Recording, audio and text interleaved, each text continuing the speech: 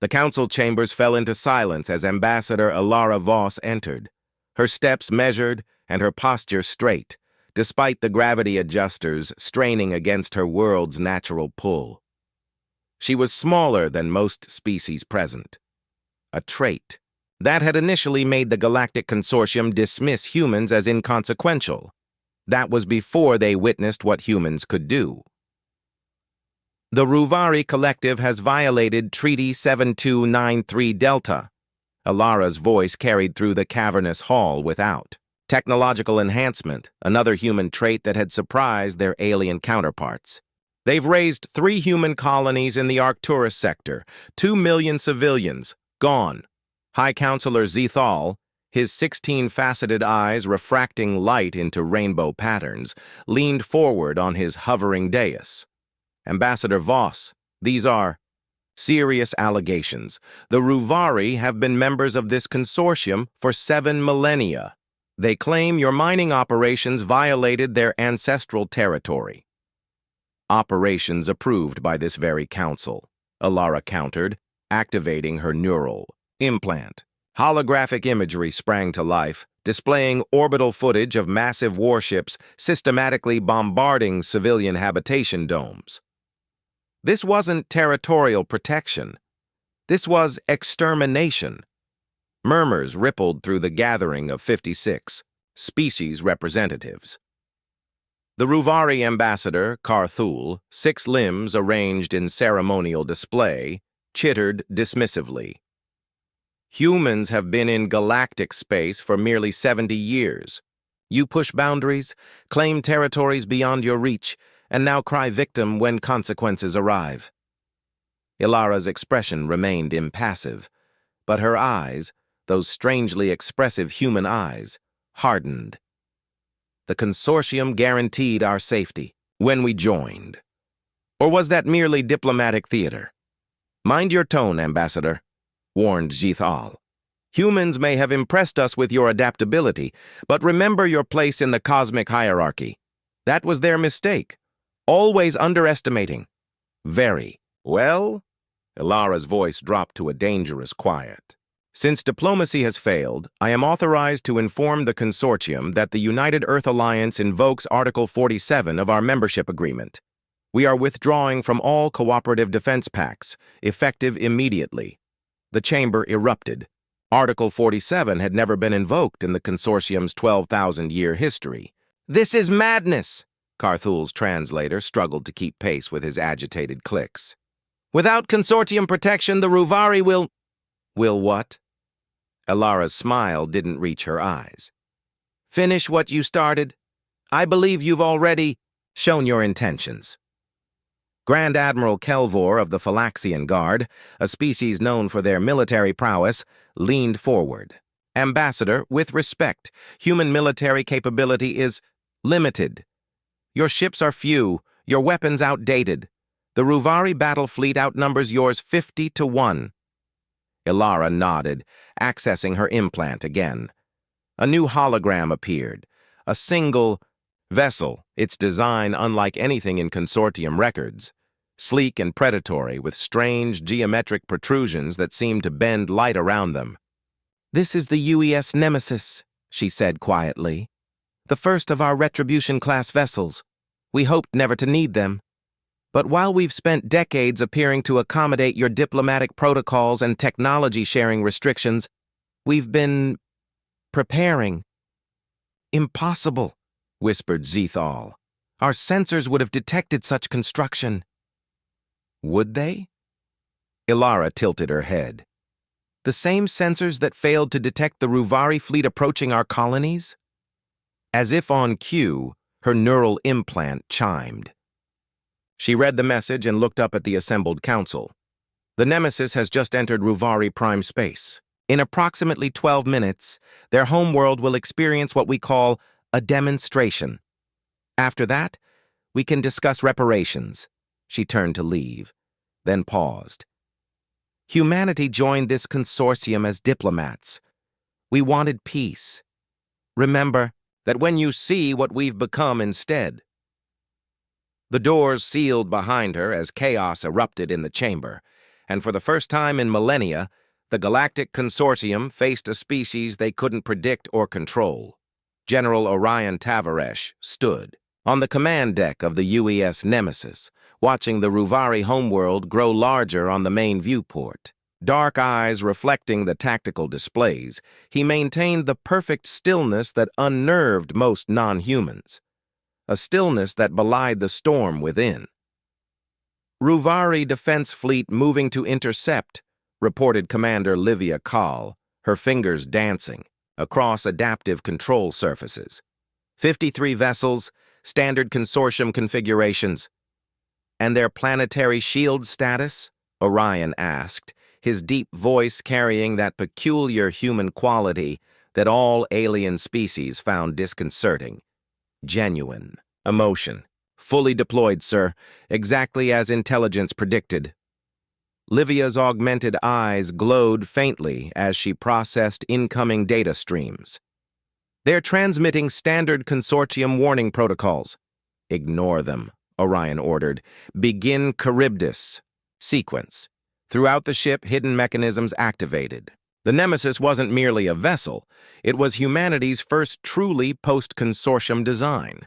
While publicly adhering to consortium technology restrictions, Earth's best minds had been working in secret, combining alien technological concepts with uniquely human insights. "Sir," called Lieutenant Faraz Davar from the science station, "the Ruvari flagship is requesting communication. They're puzzled. Their sensors can't properly categorize our vessel." A cold smile touched Orion's lips. "That's because they're looking for energy signatures they understand. Enable hull polarization." The Nemesis's exterior shimmered, its surface becoming a perfect reflective mirror that scattered sensor probes and visual confirmation alike. "Charybdis sequence at 60%, Livia reported. "The Ruvari are launching interceptors." "Let them come," Orion said. "They need to witness this." In the vast silence of space, the Nemesis continued its approach, unmoved by the gathering storm of Ruvari defenders. The alien vessels, chitinous and angular like their creators, formed a defensive shell around their homeworld. "Sir, interceptors will reach us in 30 seconds, Faraz announced. Orion nodded. "Transfer auxiliary power to the gravity well. Commander Kahl, target their defensive coordinator vessels." "But sir," Livia hesitated. "At this range, the gravity distortion will affect—" "I know exactly what it will affect, Commander," Orion interrupted, eyes never leaving the view screen. "Execute." The Nemesis's geometric protrusions began to glow with impossible darkness, not emitting light but somehow consuming it. Physics itself seemed to protest as space-time warped around the human vessel. The approaching Ruvari interceptors suddenly veered off course, their trajectories bending toward the Nemesis as if caught in an invisible current. Then, with horrifying elegance, they began to compress, metal and energy folding inward as artificial gravity crushed them like paper toys. "Charybdis at full capacity," Livia announced, voice steady despite the spectacle. "Gravity well stable." On the view screen, the Ruvari defense fleet fell into disarray as ships were inexorably pulled toward the human vessel's manufactured singularity edge. Not enough to destroy them, merely to demonstrate the futility of resistance. "Transmit to the Ruvari Command and their planetary government," Orion ordered. "Visual and audio, all frequencies." When the channel opened, he stood straighter, hands clasped behind his back. "This is General Orion Tavares of the United Earth Alliance. 2 million human lives were extinguished by your forces. We do not require your surrender or your apologies. We require your attention." He nodded to Livia, who activated the second phase. The Nemesis released a swarm of what appeared to be small probes. They slipped effortlessly through the Ruvari planetary shield, technology that had protected their world for millennia. "Your shields operate on principles your ancestors obtained from the Zeresh species 2,000 years ago," Orion continued. "We studied them for 20 years and found 17 fundamental weaknesses. What you're witnessing is just one." On the planet below, the probes descended toward the vast capital city, home to over 30 million Ruvari. These devices will not harm your population, Orion assured them. They are merely mapping quantum resonance patterns of your world. We now possess the capability to target any location on your planet with absolute precision, regardless of shielding technology. The bridge fell silent as they watched the Ruvari military command desperately attempt to intercept the probes. Nothing worked. "You believed us to be diplomatic novelties," Orion said finally. "You will find we are something else entirely. The Nemesis will remain in orbit for 24 hours. Ambassador Voss awaits your response at the consortium. Choose carefully." He cut the transmission and turned to his crew, their faces illuminated by the light of the Ruvari world. "And now," he said quietly, "we wait." Dr. Moriko Kuzawa hadn't slept in 72 hours, but sleep was a luxury humanity could no longer afford. In her laboratory beneath the Olympus Mons research facility on Mars, she studied the real-time data streaming from the Nemesis with growing concern. "The gravity manipulation is destabilizing faster than we projected," she muttered. "Neural implants processing calculations her unaugmented ancestors could never have comprehended. Orion's pushing the systems too hard." Her assistant, Dr. Ezra Novak, looked up from his own workstation. "He's making a statement, Moriko. The consortium needs to see what happens when they ignore their own treaties." Moriko's eyes, rimmed with exhaustion but sharp with intelligence, flicked to her colleague. "And when that statement kills everyone aboard our most advanced vessel?" The laboratory door hissed open before Ezra could respond. Director Inara Maharaj entered, her midnight blue uniform bearing the insignia of the Science Directorate rather than a military rank. "The Ruvari have requested emergency session with the Consortium Council," Inara announced without preamble. "They're panicking." "Good." Moriko frowned. "Director, the Charybdis system wasn't meant for sustained deployment. The quantum field matrices are showing harmonic breakdown at the edges." "Can the Nemesis hold position for the 24 hours? General Tavares promised," Inara asked. "Possibly," Moriko replied, "but with increasing risk. We designed these systems for quick tactical deployment, not extended intimidation displays." Inara's expression hardened. "After what they did to our colonies, they deserve more than intimidation." "This isn't about what they deserve," Moriko countered, bringing up a holographic model of the Charybdis system's quantum structure. "It's about physics. Look at these decay patterns. If the system collapses while active, it could trigger a cascading space-time rupture." The implications hung heavy in the sterile laboratory air. Such an event wouldn't just destroy the Nemesis. It could potentially destabilize a significant portion of the Ruvari system. Inara studied the data, her cybernetically enhanced brain processing the complex mathematics instantaneously. "You're certain?" "I designed it," Moriko replied simply, "and I'm telling you it's not stable enough for this application." After a moment of silence, Inara nodded. "Send the warning to Tavares. Priority Alpha." As Ezra began transmitting the message, Inara moved closer to Moriko's workstation. "Tell me about Project Prometheus." Moriko's hands stilled over her controls. Project Prometheus was classified beyond even most government knowledge, the ultimate contingency if the Charybdis demonstrations failed to bring the consortium to heel. "It's progressing," she said carefully. "Early tests are promising, but we're years from practical application." "You have 8 weeks," Inara stated flatly. Moriko laughed, a sharp, disbelieving sound. 8 weeks? That's impossible. We're rewriting fundamental particles, Director. Even with quantum acceleration chambers, the validation alone takes... The Security Council voted unanimously this morning, Inara interrupted. Intelligence suggests the consortium is mobilizing. Not just the Ruvari. At least 7 major species are consolidating their fleets. They're afraid of us now, and fear leads to preventative action. The weight of this revelation settled over Moriko. She had designed the Charybdis system as a defensive measure, a way to neutralize threats without massive casualties. Prometheus, was something else entirely.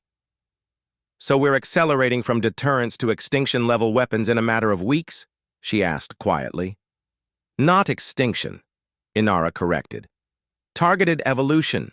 Moriko shook her head. "The difference is semantic. If the deployment goes wrong, you're asking me to weaponize something that could reshape the very nature of—" A priority alert cut through their conversation. On the main screen, telemetry from the Nemesis showed rapidly deteriorating quantum stability. "The field is collapsing," Ezra announced, voice tight with alarm. "General Tavares is initiating emergency protocols." The three scientists watched in silent horror as the Nemesis's carefully constructed gravity manipulation began to unravel. The ship itself remained intact, but the carefully controlled quantum distortion surrounding it flared unpredictably.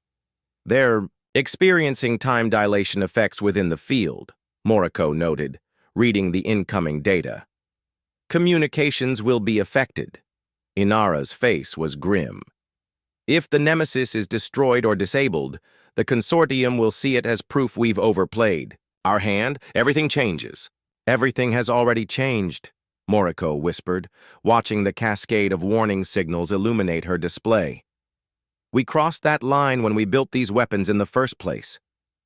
The laboratory fell silent, except for the soft alarms indicating a crisis unfolding millions of kilometers away.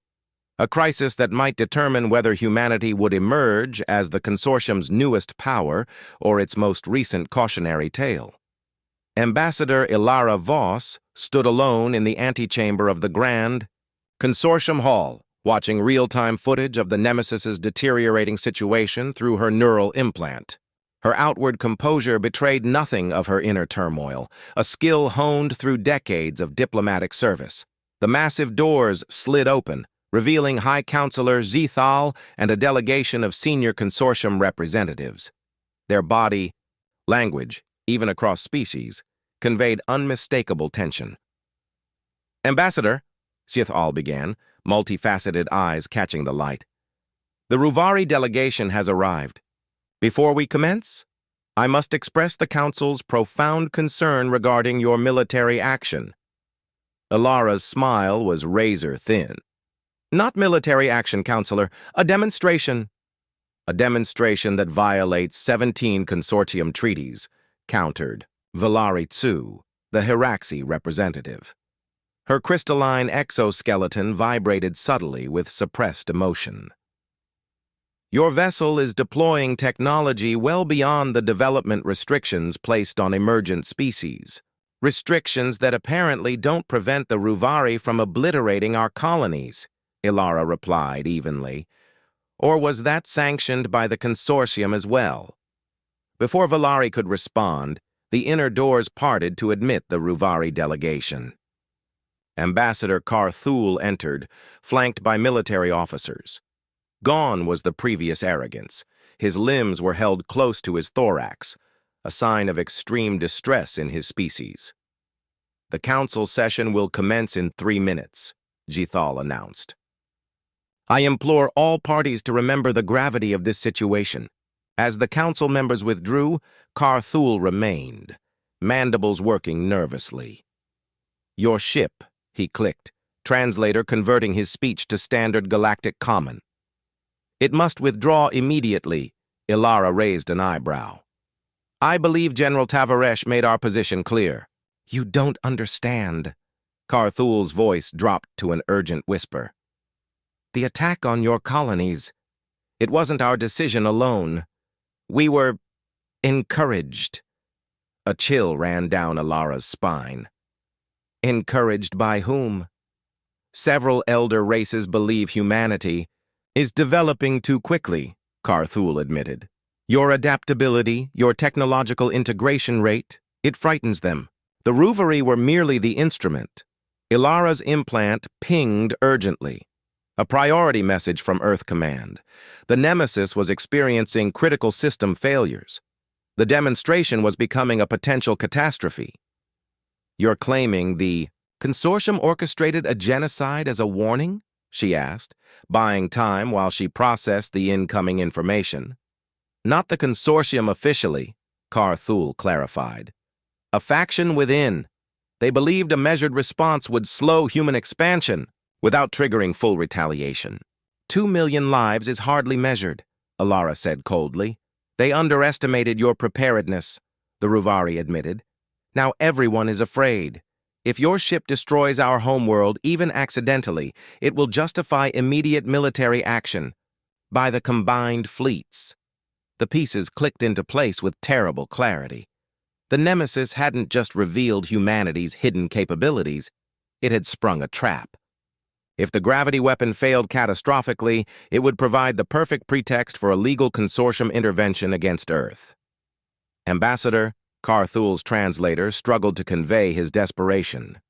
I am not asking for my species alone. If your vessel destroys our world, the war that follows will consume both our civilizations. Ilara's mind raced. The Nemesis was failing. Earth Command was requesting immediate authorization to withdraw the vessel, an admission of technological failure that would undermine their entire strategy. But continuing the demonstration risked exactly the outcome certain consortium factions wanted: a justification for full military response against Earth. I need communication with your military command, she decided. Immediately and secure. Why would we? Because, Ilara interrupted, I'm offering you the chance to save both our species. The alternative is mutual destruction. As her implant continued streaming crisis alerts from the Nemesis, Ilara made the most dangerous diplomatic gamble of her career. If she was wrong, humanity might not survive the consequences. You have 30 seconds to decide, Ambassador Carthul, she said quietly. The session is about to begin, and once it does, our paths become fixed. The Ruvari's compound eyes studied her with alien intensity. Then, with a gesture that surprised her, he extended 3 limbs in the Ruvari symbol of temporary alliance. The communications room, he chittered. Follow me. As they slipped away from the council chambers, Ilara sent an encrypted message to General Tavaresh. The demonstration had revealed more than they'd intended, both about humanity's capabilities and about the consortium's true nature. Now they needed to survive long enough to use that information.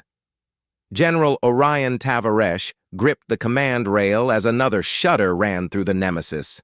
Warning systems blared across every station. Containment field at 28%, Lieutenant Davar reported, strain evident in his voice. We cannot maintain the gravity manipulation much longer, sir. Begin emergency shutdown sequence, Orion ordered. Divert all non-essential power to field stabilization during the collapse. Commander Kahl worked furiously at her station. Sir, even with controlled deactivation, the energy discharge will be substantial. The Ruvari defense grid is still active. We'll be vulnerable during cooldown. Orion's neural implant chimed with an incoming priority transmission. Ambassador, Voss's authentication code. He accepted immediately. General. Ilara's voice was clear, despite the millions of kilometers separating them. The situation has changed. The Ruvari were acting on behalf of consortium elements. This was orchestrated to provoke humanity. Orion absorbed this information while watching the deteriorating field metrics. We're experiencing critical system failure, Ambassador. The demonstration is becoming a liability. I know, she replied. I'm establishing direct communication with Ruvari High Command. Stand by for new instructions. As if on cue, the communications officer called out, Sir, incoming transmission from the Ruvari flagship. They're requesting immediate dialogue. Orion hesitated only briefly. On screen, the view screen shifted to reveal Fleet Commander Vex Cal of the Ruvari Defense Force. His chitinous exoskeleton gleamed under harsh lighting, and his multiple limbs worked control surfaces with practiced efficiency. General Tavaresh, the Ruvari began, our sensors indicate your vessel is experiencing critical failures. Your concern is noted, Orion replied coolly. State your purpose. Ambassador Voss has shared concerning information about consortium manipulation, Vex Cal continued. If verified, this changes our understanding of recent events. Another tremor shook the ship. Commander Call mouthed 20% silently from her station. "We have limited time, Commander," Orion stated bluntly. "Your forces attacked our colonies on orders from consortium factions seeking to curtail human advancement. This accusation requires verification, yes," Orion cut in. "But first, survival. My ship will soon release a significant energy discharge.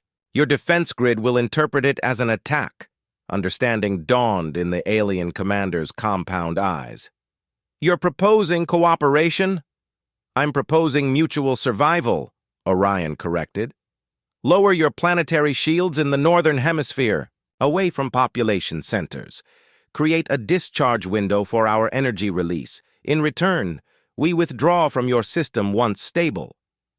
The Ruvari commander's mandibles clicked rapidly, a sign of intense calculation. "And if this is a deception, to bypass our defenses? Then you'll have sacrificed an uninhabited polar region rather than risking your entire civilization," Orion replied. "I doubt your superiors would object to that strategic calculation." Behind Vexacal, Ruvari officers conferred urgently. The commander's posture shifted subtly. "Very well," he decided. "Northern Polar Shield Grid will deactivate for 12 minutes. Sufficient?" Orion glanced at Commander Call, who nodded tersely. "Sufficient," he confirmed. "Prepare for energy discharge in approximately 8 minutes." As the communication ended, Orion surveyed his bridge crew. "Adjust course for the northern polar region. Begin controlled Charybdis deactivation, synchronized with shield window." "Sir," Lieutenant Davar questioned, "can we trust them?" "We don't need trust," Orion replied. "Just aligned interests. If they're telling the truth about consortium manipulation, they've been pawns just as they intended us to be." The Nemesis slowly altered its trajectory, limping toward the planet's northern pole as engineering teams fought to contain the cascading failure of its experimental systems. "Message from Ambassador Voss," the communications officer announced. "Text only. Confirmed manipulation by Elder Race's faction. Prometheus authorization granted." Orion's expression darkened. If Earth was authorizing Project Prometheus, the situation at the consortium had deteriorated drastically. "Sir," Commander Cal called out, "Ruvari shields dropping in designated sector. Confirmation of clear discharge window." "Proceed with controlled deactivation," Orion ordered. "And prepare quantum communication arrays, highest encryption. If we survive this, Earth needs to know exactly what we've discovered." As the Nemesis positioned itself above the barren northern wastes of the Ruvari homeworld, the ship's experimental gravity manipulation system began its controlled collapse. Streams of exotic particles and electromagnetic energy poured from the vessel, creating spectacular auroras in the planet's atmosphere below. In that moment, the first tentative thread of something unexpected formed between human and Ruvari, not friendship or alliance, but recognition. Both species had been manipulated by greater powers moving pieces on a cosmic chessboard, and both were about to change the rules of the game. Dr. Moriko Kuzawa stood in the center of Earth's Unified Security Council chamber, the holographic displays surrounding her showing real-time footage of the Nemesis's successful energy discharge and stabilization. "The immediate crisis has been averted," she concluded her briefing. "General Tavares reports the vessel is conducting essential repairs in high orbit above the Ruvari Northern Territories, with their government's explicit permission." Admiral Petra Volkov, Earth Fleet Commander, leaned forward. Her weathered face betrayed little emotion, but her voice carried the weight of decades of military service. "And we're certain this isn't another trap? The Ruvari could be buying time while the consortium mobilizes." Ambassador Voss's intelligence appears. "Solid," countered Counselor Reiji Nakamura, head of diplomatic affairs. "The evidence of consortium factions manipulating the Ruvari is compelling." Director Inara Maharaj, standing beside Moriko, activated a secure transmission. The chamber's displays shifted to show Ambassador Elara Voss, her image transmitted from the consortium station. "Counselors," Elara began without preamble, "I've confirmed through multiple sources that at least 3 elder race representatives orchestrated the attacks on our colonies through Ruvari proxies. Their goal was to either halt our technological development or provoke us into a response that would justify full consortium intervention." "And now?" asked Counselor Nakamura. "Now the consortium is fracturing," Elara replied. "Many species view the elder race's manipulation as a violation of foundational principles. The Ruvari feel betrayed and are sharing evidence of the coercion they experienced." Admiral Volkov snorted. "Convenient for them. They still executed the attacks." "Yes," Elara acknowledged, "and they will face consequences. But more importantly, we've exposed something the consortium has hidden for millennia. The elder races don't merely guide galactic civilization, they actively suppress species they view as threats to their dominance." The council chamber fell silent as the implications settled. "What of Project Prometheus?" Director Maharaj asked finally. "Do we proceed?" All eyes turned to Moriko, the project's creator. She'd spent the past 72 hours in continuous work, refining calculations that could change the course of human history, and possibly galactic history as well. "Prometheus was designed as a weapon of last resort," she began carefully. "A targeted system that could selectively disable specific technology types throughout consortium space. But given what we now know," she paused, weighing her next words carefully, "I believe we should repurpose it, not as a weapon, but as a shield."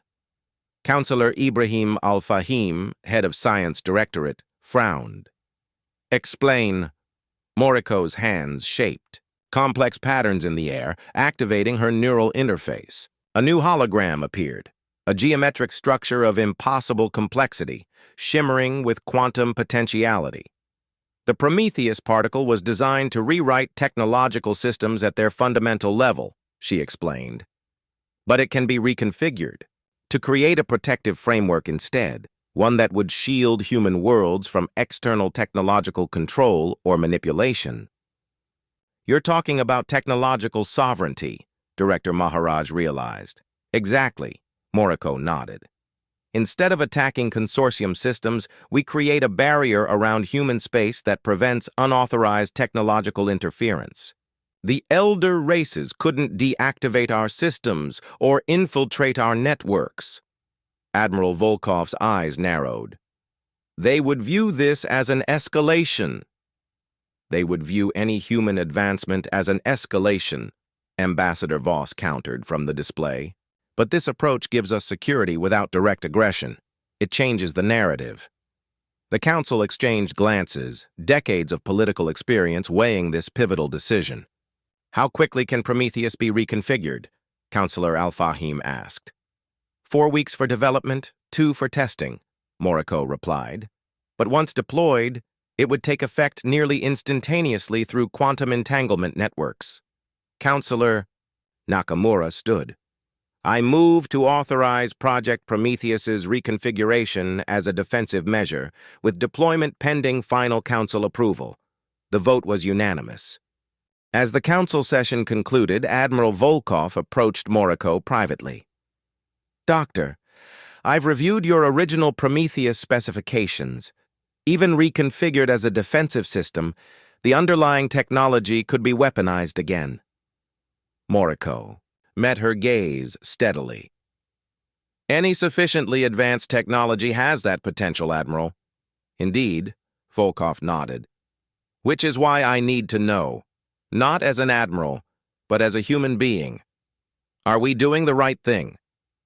Moriko thought of the nemesis, of the Ruvari homeworld, of the collapsed colonies and the manipulative elder races who viewed humanity as pieces in their cosmic game. "The right thing would have been genuine cooperation," she said softly. "But they chose manipulation and genocide instead. Now we choose protection and independence, and perhaps eventually a more honest galaxy. In orbit around the Ruvari homeworld, the Nemesis completed its emergency repairs.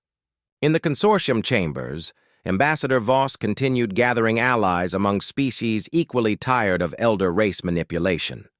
And deep beneath Olympus Mons, Dr. Moriko Kuzawa bent the laws of physics to forge humanity's new path among the stars. Humanity had arrived on the galactic stage as diplomats. They had been forced to become defenders. What they would become next would depend not just on human ingenuity, but on whether the galaxy could accept a species that refused to be controlled.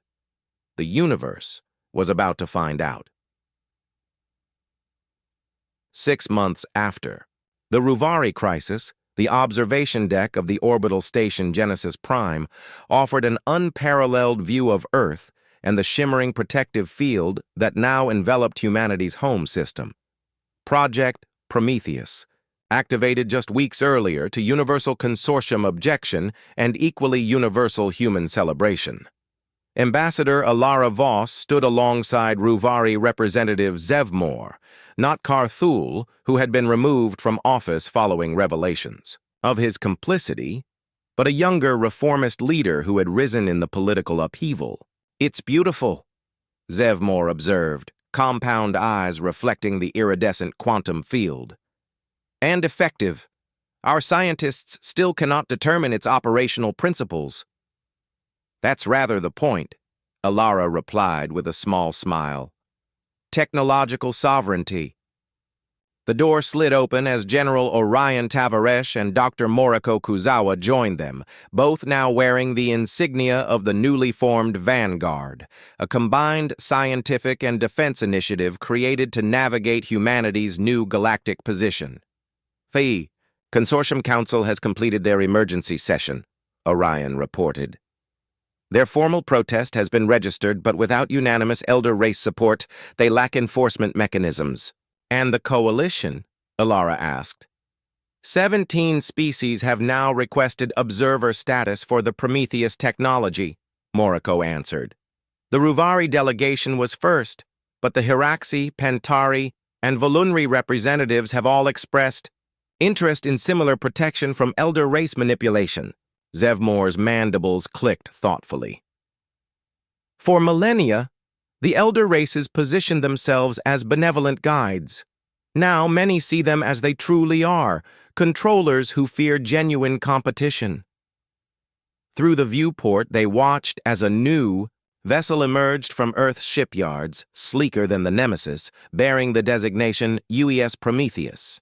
Not a weapon of war, but a symbol of humanity's new path, technological innovators and protectors. "They still outnumber us," Orion noted pragmatically. "The combined elder race fleets could overwhelm even our advanced defenses eventually." "Perhaps," Alara conceded, "but they would have to act openly, abandoning their carefully constructed facade of benevolence, and they would face not just humanity, but potentially dozens of species who've grown weary of manipulation." Moriko gestured to the ship below. "The Prometheus shield isn't just protection, it's an idea.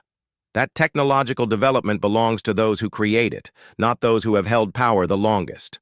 "A dangerous idea," Zevmor observed. "All the best ones are," Alara replied with a smile. As Earth rotated below them, night falling across the Americas and dawn breaking over Asia, the four figures, 2 human, 2 Ruvari, contemplated a galaxy in transformation. Not through conquest or destruction, but through the simple, revolutionary act of refusing to be controlled. Humanity had entered galactic society, believing they were latecomers to a peaceful cooperative. They had discovered manipulation and betrayal instead. But what they had built in response wasn't merely weapons, it was independence. And now that independence was spreading, one species at a time, the elder races had sought to contain humanity's potential. Instead, they had unleashed it, not as destroyers, but as liberators. The greatest human trait had never been their adaptability or their technology, but their fundamental refusal to accept limitations imposed by others. as the Prometheus ship moved into position to begin its maiden voyage, carrying the quantum technology that would extend humanity's protective shield to their furthest colonies. Ilara thought of her first day in the consortium chambers years ago. They had seen humans as diplomatic curiosities then, primitive newcomers to be managed and controlled. How spectacularly that miscalculation had backfired. To new beginnings, she said quietly, raising a glass in the Earth tradition. Zevmore mimicked, the gesture awkwardly with one limb. To independence, he added. To the future, Moriko and Orion finished in unison. Beyond the viewport, stars beckoned, no longer distant points of light controlled by ancient powers, but potential destinations,